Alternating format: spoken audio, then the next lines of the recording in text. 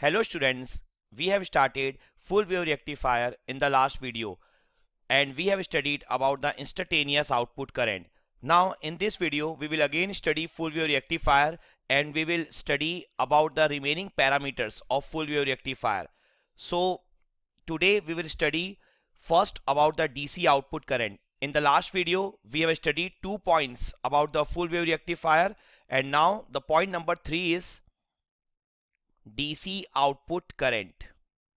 So basically DC output current हम कैसे calculate कर सकते हैं. देखिए हमने same thing half wave rectifier में भी कैलकुलेट की हुई है. सबसे पहले हमने इंस्टेंटेनियस आउटपुट करंट कैलकुलेट की थी, उसके बाद फिर हमने DC आउटपुट करंट का कैलकुलेशन किया था. तो बेसिकली जो DC आउटपुट करंट का इक्वेशन है IDC वो होता है आपका 1/2 पाई 0 से 2 pi I T D of omega T. ठीक है. और जो आई टी की वैल्यू हम लोगों ने कैलकुलेट की है लास्ट वीडियो में, आई टी की वैल्यू हमने कैलकुलेट की है I M sine omega T for 0 to omega T 2 pi and minus I M sine omega T for pi to omega T to 2 pi. तो ये हमने आईटी की value का एनालिसिस किया हुआ है इंस्टेंटेनियस आउटपुट करंट का. नाउ हमें इस इक्वेशन का यूज करके IDC DC output current calculate करनी है. तो यहां पर जो आईडीसी की वैल्यू होगी 1/2 पाई.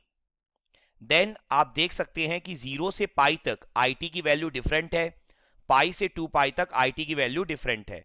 तो हम यहां पर लिमिट्स को ब्रेक कर लेते हैं. 0 to pi I M sine omega T D of omega T and then 1/2 pi pi से 2 पाई. और यहां पर आप देखेंगे तो minus I M sine omega T है, तो minus I M sine omega T D of omega T. Clear अच्छे से. बस अब हमें इंटीग्रेशन यहां पर परफॉर्म करना होगा और हमें आईडीसी की वैल्यू यहां पर मिल जाएगी. तो आईडीसी की वैल्यू आपकी कितनी हो जाएगी 1/2 पाई. देन अगर आप यहां पर देखेंगे तो 0 से पाई के बीच में जो आपको इंटीग्रेशन परफॉर्म करना है वो करना है I M sine omega T का. तो आई एम तो आपका कांस्टेंट है, आउटसाइड हो जाएगा. एंड इसके बाद जो साइन ओमेगा टी है तो उसका जो आपको इंटीग्रेशन करना है वो ओमेगा टी के रेस्पेक्ट में ही करना है. तो साइन ओमेगा टी का इंटीग्रेशन कितना होता है आपका माइनस कॉस ओमेगा टी. ठीक है, ओमेगा टी के रेस्पेक्ट में हमने यहां पर इंटीग्रेशन परफॉर्म कर लिया. अब यहां पर अगर आप लिमिट्स देखेंगे तो लिमिट्स आपकी क्या है 0 से पाई. तो यहां पर जो सेकेंड इंटीग्रेशन है पहले हम परफॉर्म कर लेते हैं, फिर यहां पर हम लिमिट्स पुट कर देंगे.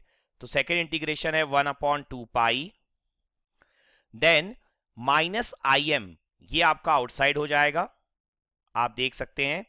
एंड इसके बाद जो साइन ओमेगा टी है उसका इंटीग्रेशन वापस से हो जाएगा आपका माइनस कॉस ओमेगा टी और लिमिट हो जाएगी आपकी पाई से लेकर 2 पाई तक. क्लियर अच्छे से. नाउ अब आपको यहां पर आईडीसी की वैल्यू कैलकुलेट कर लेनी है. तो यहां पर जैसे ही आप लिमिट्स पुट करेंगे कॉस ओमेगा टी में तो आप देख सकते हैं एक है लिमिट आपकी पाई और एक है 0. और यहां पर भी कॉस ओमेगा टी में एक लिमिट है आपकी पाई और एक लिमिट है 2 पाई. तो यहां पर हम लिमिट्स पुट कर देते हैं और आईडीसी की वैल्यू निकाल लेते हैं. तो आईडीसी इज इक्वल टू, यहां पर जो आपका आई एम है वो आउटसाइड है, साथ ही साथ आपका 2 पाई भी आउटसाइड है. और यहां पर जब हम लिमिट पुट करेंगे माइनस साइन को हम आउटसाइड ले लेते हैं माइनस कॉस ओमेगा टी में. तो जैसे ही आप अपर लिमिट पुट करेंगे पाई तो क्या होगा -1, lower limit -1 again.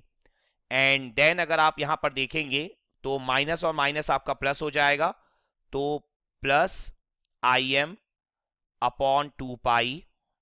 And then अगर आप लिमिट्स पुट करेंगे तो 2 पाई मीन्स cos 2 पाई क्या होगा 1 एंड देन कॉस पाई होता है -1, तो माइनस माइनस प्लस अगेन। तो यहां पर जो आई डी सी की वैल्यू है वो हो जाएगी, देख सकते हैं आप, -2 और माइनस साइन कैंसल, तो यहां पर आपका 2 और 2 कैंसल होगा, तो ये बचेगा I M upon pi plus I M upon पाई। तो ये आंसर आ जाएगा 2 अपॉन पाई। तो ये होती है आईडीसी की स्टैंडर्ड वैल्यू। तो इस तरीके से हम यहां पर आईडीसी की वैल्यू कैलकुलेट कर सकते हैं, DC output current. Now next parameter जो हमें कैलकुलेट करना है, point number 4, RMS output current. तो RMS output current, that means IRMS.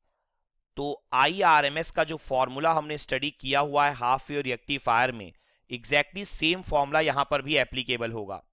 तो आईआरएमएस का हमारा जो फॉर्मूला है वो है √1/2 पाई, देन इंटीग्रेशन 0 से 2 pi I square T D of omega T. Clear? So ये जो फॉर्मूला है, इस फॉर्मूले का यूज करके अब हमें यहां पर आईआरएमएस कैलकुलेट करना है। अगर आप ध्यान से देखेंगे तो यहां पर भी आपको आईटी का यूज करना है, और आईटी की वैल्यू आपने यहां लिख रखी है, आप देख सकते हैं। तो इस आईटी की वैल्यू को यहां पर आपको यूज करना होगा। तो हम यहां पर वैल्यूज पुट कर देते हैं। तो आईआरएमएस अंडर रूट, तो यहां पर भी हमें लिमिट्स ब्रेक करनी होगी। तो 1/2 पाई, देन 0 से पाई आई स्क्वायर टी है, आपको ध्यान देना होगा। I square T means I M square sine square omega T D of omega T plus 1/2 pi again. अब आपकी लिमिट कहां से कहां होगी? पाई से 2 pi, and then again I M square. देखिए है तो minus I M sine omega T, लेकिन चूंकि स्क्वायर हमें करना है तो हम लिख सकते हैं I M square sine square omega T D of omega T.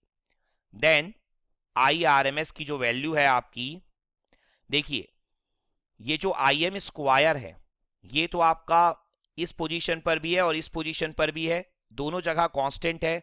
तो ये तो आप कॉमन ले लीजिए, अंडर रूट के बाहर आ जाएगा, तो आंसर क्या बचेगा? I M. एंड जो 2 पाई है वो भी दोनों जगह है, उसे भी आप आउटसाइड ले लीजिए, √2 पाई।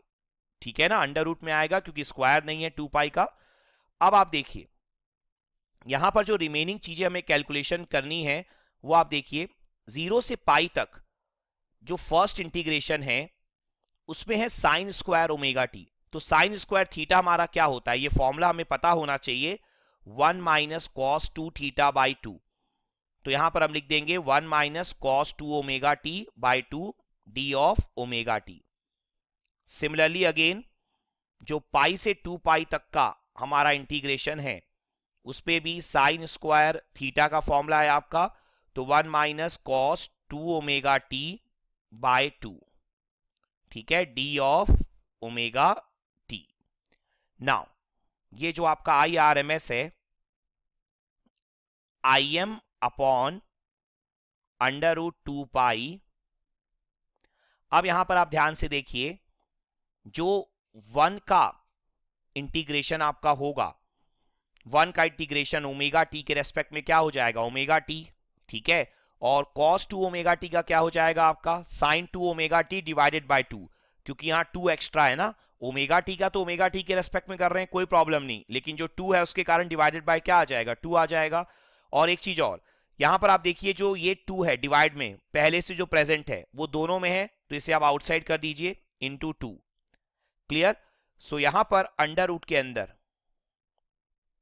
आप देखिए क्या होगा, omega T minus cos 2 omega T का sine 2 omega T divided by 2।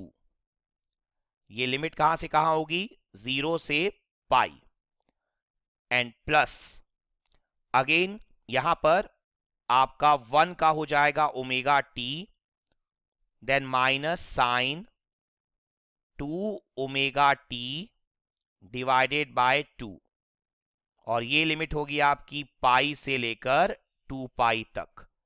Clear अच्छे से? अब हमें यहां पर ये कैलकुलेशन करना होगा, लिमिट्स पुट करनी है बेसिकली। तो यहां पर अगर आप देखेंगे, ये जो आपका 2 आपने बाहर किया है ये भी आपका अंडर रूट में ही बाहर होगा, क्योंकि ये जो 2 है आपका ये अंडर रूट के अंदर है। ठीक है, तो अंडर रूट 2 तो 2 हो जाएगा आपका। तो ये क्या बचेगा, I M by 2 under root pi. ठीक है, तो आउटसाइड पहले लिख दीजिए आप, I R M S is equal to I M upon 2 under root pi. And under root के अंदर देखिए लिमिट्स हम पुट कर लेते हैं। तो ओमेगा टी में अपर लिमिट क्या पुट करेंगे, पाई, लोअर लिमिट पुट करेंगे 0, तो सिर्फ पाई बचेगा। और ध्यान से देखिए साइन वाले में साइन 2 ओमेगा टी है, आपको पता है ओमेगा टी की लिमिट्स हैं ये। ठीक है ना, ध्यान रखिएगा, कंफ्यूज बिल्कुल नहीं होना है हमें। हमारी जो लिमिट्स है वो टी की नहीं है, हमारी लिमिट्स ओमेगा टी की है। तो जब आप ओमेगा टी की लिमिट्स पुट करेंगे, तो जब आप लिमिट पुट करेंगे पाई, तो साइन 2 पाई साइन 3 पाई सब 0 होता है। वैसे ही जब आप लिमिट पुट करेंगे 0, तो साइन 0 भी क्या होता है, 0। सेम जब आप इस साइड पुट करेंगे सेकंड वाले में, तो साइन 2 ओमेगा टी है, तो अगेन जब आप 2 पाई पुट करेंगे तो क्या हो जाएगा, साइन 4 पाई। और यहां पर आप देख सकते हैं जब आप पाई पुट करेंगे तो क्या होगा, साइन 2 पाई। तो हमेशा जो आपका टर्म है, जो आपका आंसर है वो क्या होगा, 0 ही होगा। तो यहां पर जो आपकी वैल्यूज बचेंगी, यहां पर भी जो ओमेगा टी है आप देखिए, ओमेगा टी में 2 पाई पुट करेंगे फिर पाई पुट करेंगे, तो 2 पाई माइनस पाई कितना बचेगा, आंसर पाई। तो यहां पर 1 पाई आपका यहां पर बचेगा और 1 पाई आपका यहां पर, तो पाई प्लस पाई कितना बचेगा, 2 पाई। तो यहां पर आप लिखेंगे 2 पाई। तो आई आर एम एस की वैल्यू अगर देखेंगे तो पाई यहां पर है और अंडर रूट पाई यहां पर भी है, तो अंडर रूट पाई कैंसल, और 2 और रूट 2 कैंसल होगा तो क्या बचेगा, आई एम अपॉन रूट 2। तो ये आपकी वैल्यू होती है, स्टैंडर्ड वैल्यू होती है आरएमएस आउटपुट करंट की। तो ये हमारा था point number 4। Now next point number 5।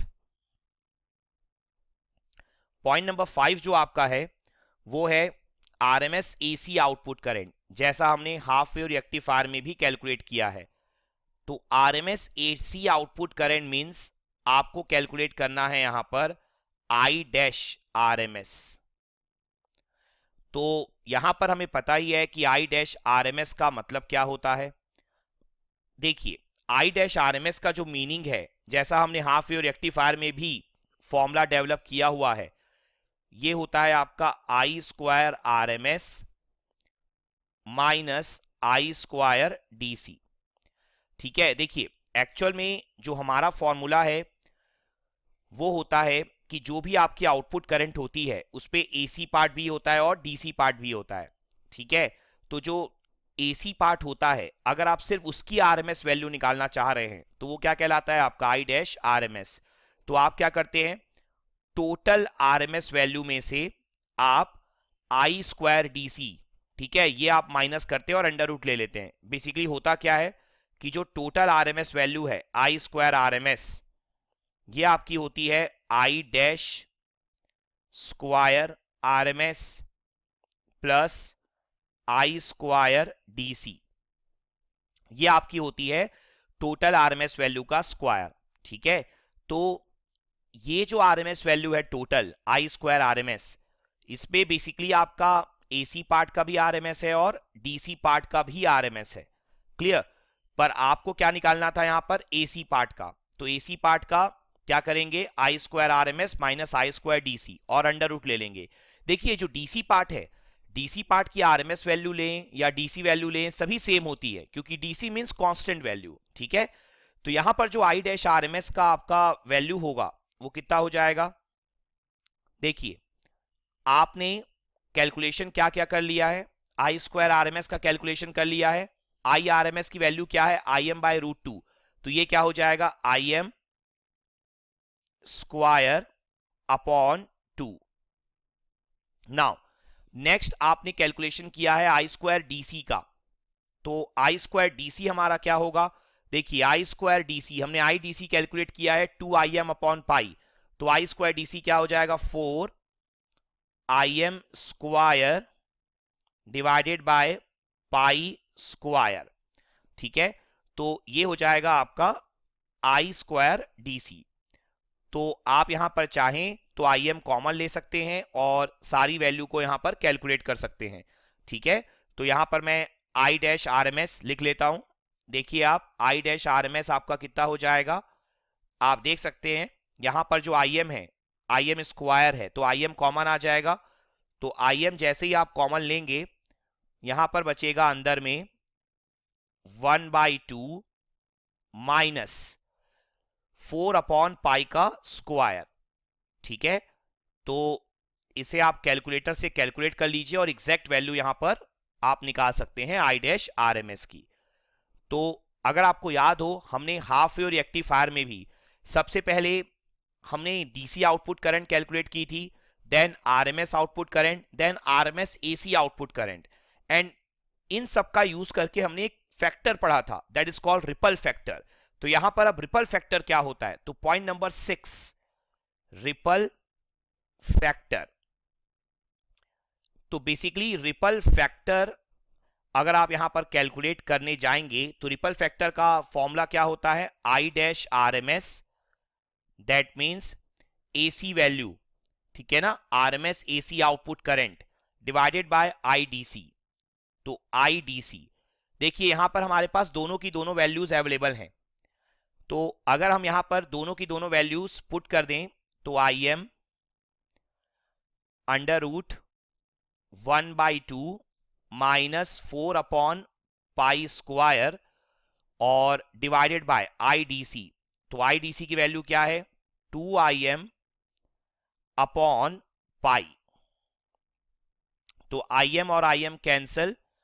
तो यहां पर जब आप ये कैलकुलेशन कंप्लीट करेंगे तो जो रिपल फैक्टर की वैल्यू आती है अप्रोक्सीमेटली वो आती है 0.48। तो 0.48 ये वैल्यू हमें यहां पर कैलकुलेट होकर मिल जाएगी। और रिपल फैक्टर को अगर आप कंपेयर करेंगे तो हाफ वेव रेक्टिफायर में जो रिपल फैक्टर है वो काफी बड़ा आया था, इसके कंपैरिजन में अप्रोक्सीमेटली 1.2 आया था। बेसिकली रिपल फैक्टर यहां पर लेस है। ये क्या शो कर रहा है, ये इस पॉइंट को शो कर रहा है कि आपका जो एसी कंपोनेंट है फिल्टर के आउटपुट में, या जो आप रिएक्टिफायर, अभी फिलहाल आप रिएक्टिफायर यूज कर रहे हैं, फिल्टर इसके बाद यूज करेंगे, तो जो रिएक्टिफायर के आउटपुट में जो आपका एसी कंपोनेंट है उसके कंपैरिजन में जो डीसी कंपोनेंट है वो आपका काफी, उसकी डोमिनेंस ज्यादा है, वो काफी ज्यादा है उसके कंपैरिजन में, ठीक है। तो ये पॉइंट काफी इंपॉर्टेंट है कि रिपल फैक्टर जितना कम होगा उतना ही डीसी फैक्टर की डोमिनेंस ज्यादा शो होगी, जो कि डिजायर्ड है, जो आपको चाहिए रिएक्टिफायर के आउटपुट में, ठीक है। तो ये एक बहुत बड़ा एडवांटेज हो गया आपका as compare to half wave rectifier. Now next point, point number 7। So point number 7 में हमें कैलकुलेट करना है इनपुट पावर पी इन, जैसा हमने हाफ वेव रेक्टिफायर में भी कैलकुलेट किया था, ठीक है। तो पी इन कैलकुलेशन के लिए हमें यहाँ पर इंपॉर्टेंट पॉइंट्स चाहिए, वोल्टेज की वैल्यू चाहिए, करंट की वैल्यू चाहिए from 0 to pi and pi to 2 pi. तो करंट की वैल्यू तो हमने अभी लास्ट बहुत सारे स्टेप्स में यूज की है, और जो वोल्टेज है वो हमने लास्ट वीडियो में यूज की थी वैल्यू वोल्टेज की। तो Vx हम लोगों ने स्टडी किया था Vm साइन ओमेगा टी, ये था आपका 0 to पाई, और Vy था हमारा minus Vm sign omega T, ये था हमारा पाई से लेकर 2 पाई तक। तो यहां पर जो आपका इनपुट पावर होगा पी इन, तो इनपुट पावर की जो वैल्यू हमें यहां पर कैलकुलेट करना है, तो उसके लिए जो फॉर्मूला यहां पर बनेगा आपका 1/2 पाई। देन आप देखिए 0 से पाई तक आपका Vx अलग है, पाई से 2 पाई तक Vy अलग है, ठीक है। उसके बाद अगर आप करंट की वैल्यूज की बात करते हैं तो जो करंट की वैल्यूज हैं आपकी वो 0 से पाई तक आपकी होती है I M sine omega T, pi से 2 पाई तक होती है minus I M sine omega T. तो हम यहाँ पर लिमिट्स को ब्रेक कर लेते हैं। पहली लिमिट हमारी हो जाएगी 0 से pi V X into I T D of omega T, then pi से 2 पाई, और यहां पर आपकी हो जाएगी वी वाई आई टी और again D of omega T. तो यहां पर जो आपकी वैल्यू है 1/2 पाई। अब आप देखिए जो Vx की वैल्यू है वो तो Vm साइन ओमेगा टी है, आप वैल्यू पुट कर दीजिए यहां पर। और जो IT की वैल्यू है वो हमारी है Im साइन ओमेगा टी, ठीक है। और यहां पर जो आपकी लिमिट है 0 से pi D of omega T. Now next आपका पाई से 2 पाई। तो जब आप पाई से 2 पाई तक जाएंगे यहां पर, तो अगेन वी वाई कितना हो जाएगा, वी वाई हो जाएगा minus V M sine omega T, और आई टी भी माइनस है तो माइनस माइनस प्लस हो जाएगा। Then again V M I M sine square omega T और डी ऑफ ओमेगा टी। तो यहां पर आपने वैल्यूज पुट कर दी, और अगर आप वैल्यूज देखेंगे तो दोनों में ही बिल्कुल सेम है आपकी, 0 से पाई में भी और पाई से 2 पाई में भी। तो यहां पर जो पी इन की वैल्यू होगी वो कितनी हो जाएगी हमारी, देखिए 1/2 पाई। देन यहां पर अगर आप देखेंगे 0 से pi V M I M sine square omega T. तो यहां पर देखिए अगर हम चाहें तो हम वी एम की वैल्यू पुट कर सकते हैं। वी एम की वैल्यू हमने क्या स्टडी कर रखी है, I M into R F plus R L.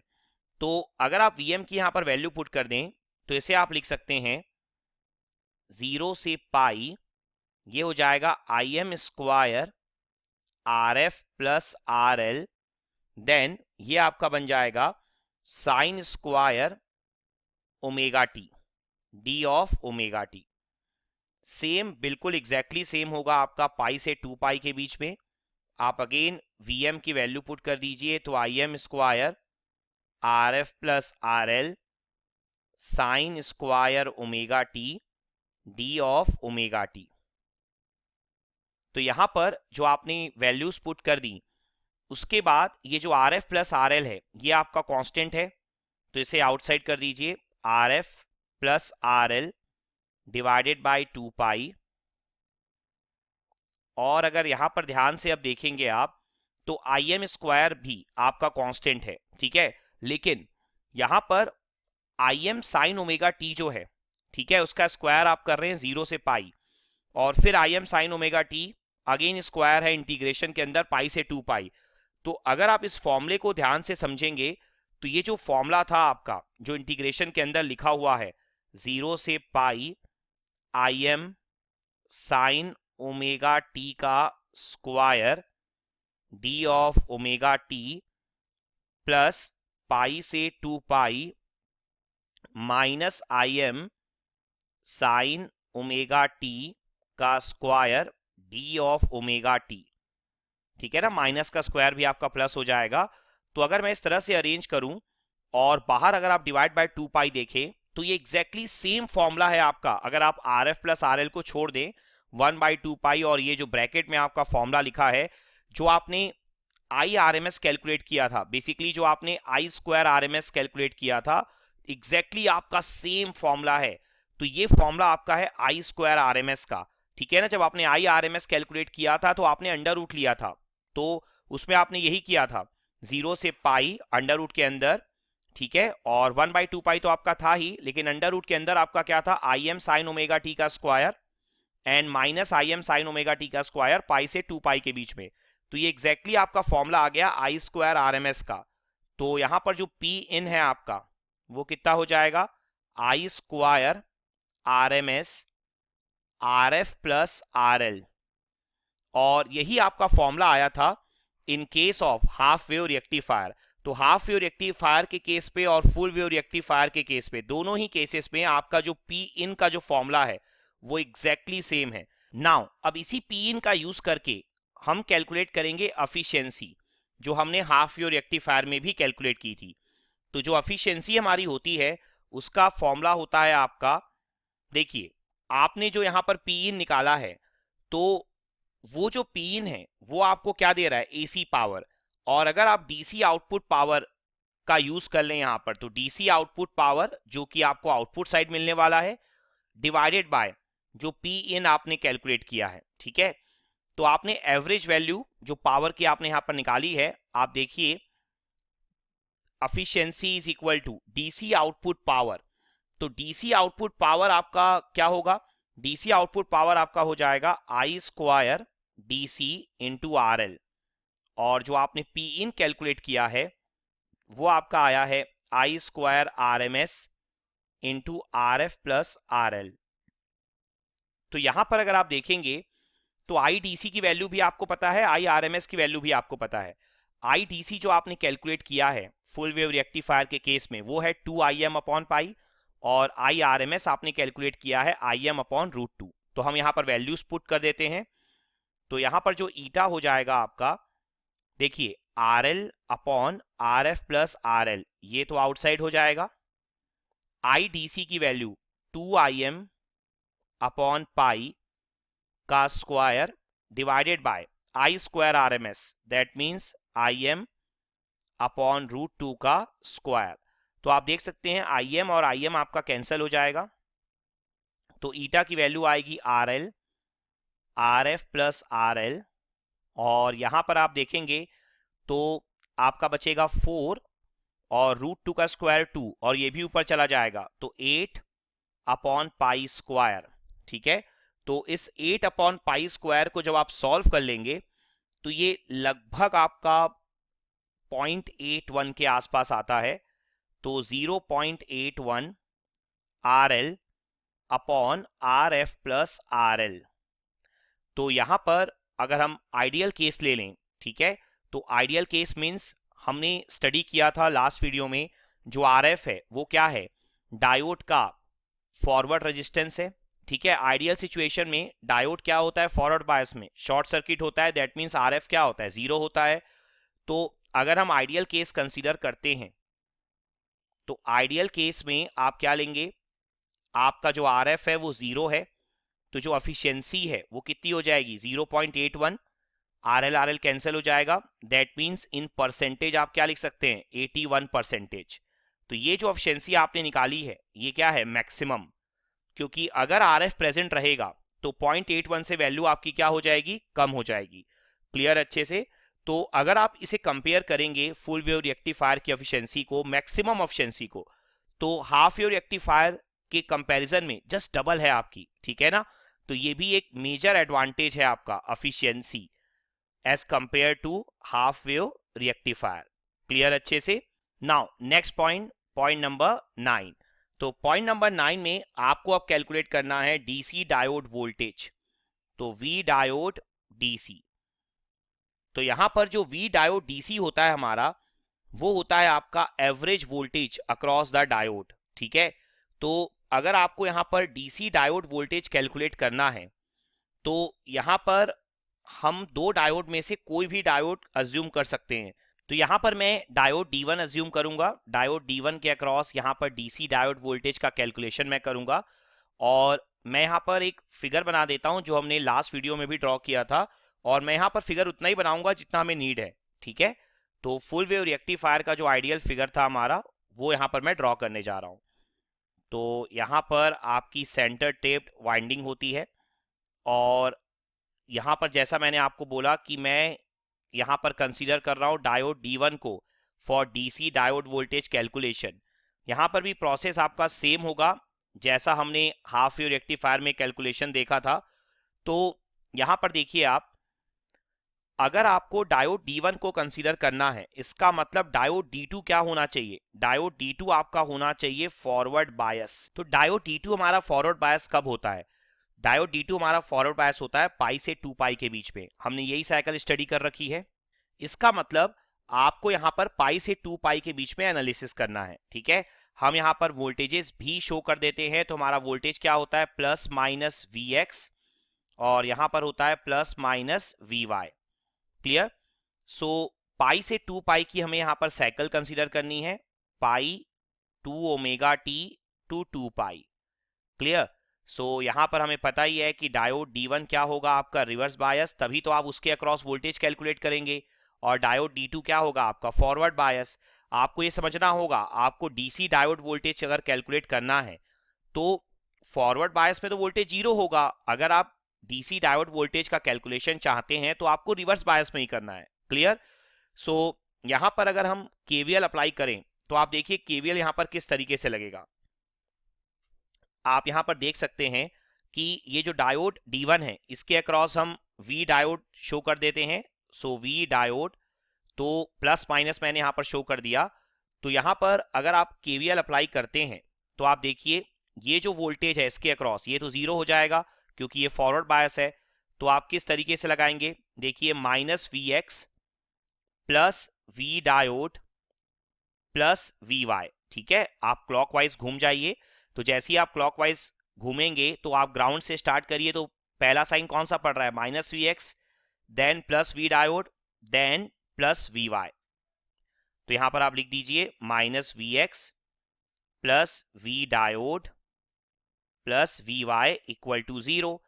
तो यहां से जो आपका V डायोड है वो कितना हो जाएगा, VX माइनस VY। तो यहां से जो V डायोड है आपका वो हो जाएगा 2VM साइन ओमेगा टी। ठीक है ना, VX की वैल्यू आपकी VM साइन ओमेगा टी होती है और VY की value minus VM sign omega T होती है। तो इसका मतलब क्या है, अगर आप डायोड D1 की बात करते हैं तो हम यहां पर पूरा इक्वेशन क्या लिख सकते हैं, देखिए for diode D1 V diode is equal to 0 for 0 to omega T to pi and V diode is equal to 2VM sine omega T for pi to omega T to 2 pi. ठीक है, तो diode D1 के लिए जिस तरीके से आपका forward bias मिला था 0 से पाई के बीच में तो वोल्टेज 0 था, सिमिलरली डायोड D2 के लिए फॉरवर्ड बायस आपका मिलता है पाई से 2 पाई के बीच में। तो वहां पर आपको पाई से 2 पाई में 0 मिलेगा और 0 से पाई में 2VM साइन ओमेगा टी मिल जाएगा। तो सेम है, आप किसी भी एक डायोड का एनालिसिस यहां पर कर सकते हैं। लेकिन आपका टारगेट V डायोड निकालने का नहीं है, आपका टारगेट है V डायोड DC निकालने का। तो अगर आप DC वैल्यू निकालना चाहते हैं तो 1/2 पाई, देन देखिए आपको लिमिट्स यहां ब्रेक करनी होगी। 0 से पाई तक 0 है, आप ले लीजिए सीधा सीधा पाई से 2 पाई, क्योंकि 0 से पाई तक तो 0 ही है, लिखने की जरूरत नहीं है हमें। तो 2VM sine omega T D of omega T. तो अगर आप यहां पर कैलकुलेशन परफॉर्म करें तो 2 और 2 कैंसल, VM अपॉन पाई आपका आउटसाइड हो जाएगा। साइन ओमेगा टी का इंटीग्रेशन क्या होगा, माइनस कॉस ओमेगा टी, क्योंकि आप ओमेगा टी के रेस्पेक्ट में कर रहे हैं। देन लिमिट हो जाएगी आपकी पाई से 2 पाई। ठीक है, तो यहां पर जैसे ही आप माइनस साइन आउटसाइड लेंगे तो अपर लिमिट अगर आप पुट करते हैं कॉस ओमेगा टी में, तो लिमिट ध्यान रखिएगा ओमेगा टी की है, टी की लिमिट नहीं है ये। तो कॉस 2 पाई, कॉस 2 पाई कितना होता है 1, देन कॉस पाई होता है -1। तो लोअर लिमिट के कारण माइनस और एक और माइनस प्लस हो जाएगा। तो यहां पर जो आपका आंसर आ जाएगा वो आ जाएगा -2VM अपॉन पाई। तो ये आपका आ गया है डीसी डायोड वोल्टेज। क्लियर हो गया अच्छे से? तो ये कंसेप्ट भी आपका बिल्कुल सेम था जैसा आपने हाफ वेव रेक्टिफायर में स्टडी कर रखा है। Now next point, point number 10। तो पॉइंट नंबर 10 में अब हमें कैलकुलेशन करना है no load DC output voltage का। ठीक है, तो no load DC output voltage that means VDCNL। ठीक है, सेम कंसेप्ट होगा जैसा हमने हाफ वेव रेक्टिफायर में भी कैलकुलेट किया हुआ है। तो यहां पर मैं फिर से फिगर बना लेता हूं जितनी रिक्वायरमेंट है हमें। तो डायोड D1 और अगेन आपका सेंटर टेप्ड वाइंडिंग, ग्राउंड, और यहां पर अब आपका हो जाएगा डायोड D2। और यहां पर देखिए ये जो आपका सर्किट है इस तरीके से आप ड्रॉ कर देंगे और लास्ट में आपको पता है क्या आएगा आपका RL। और जो RL है आपका, RL क्या होगा, इन्फिनिटी। नो लोड का मतलब ही यही है कि RL क्या होगा आपका, ओपन सर्किट। तो यहां पर आप RL को ओपन सर्किट कर देंगे। क्लियर अच्छे से? अब देखिए यहां पर आप शो कर दीजिए plus minus V diode DC। ठीक है, नाउ अब आपका टारगेट क्या है, अब आपका टारगेट है VDCNL निकालने का। VDCNL है क्या, no load DC output voltage. तो निकालना तो आपको RL के अक्रॉस ही है, और RL आपने क्या ले लिया है, ओपन सर्किट, मतलब आपने इन्फिनिटी ले लिया है। तो आपको उसी के अक्रॉस आउटपुट वोल्टेज निकालना है। देखिए आउटपुट वोल्टेज हमेशा लोड के अक्रॉस ही आप निकालेंगे। क्लियर?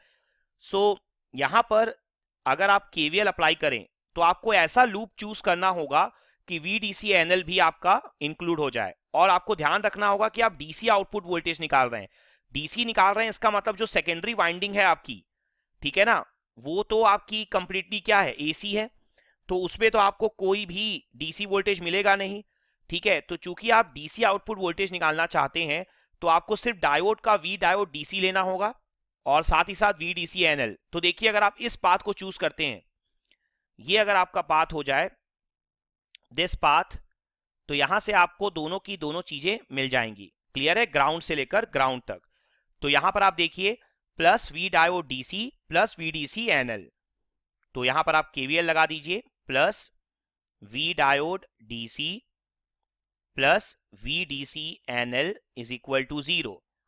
तो जो आपका VDC एनएल है वो आ जाएगा माइनस वी डायोड डीसी, तो आंसर क्या हो जाएगा 2Vm अपॉन पाई।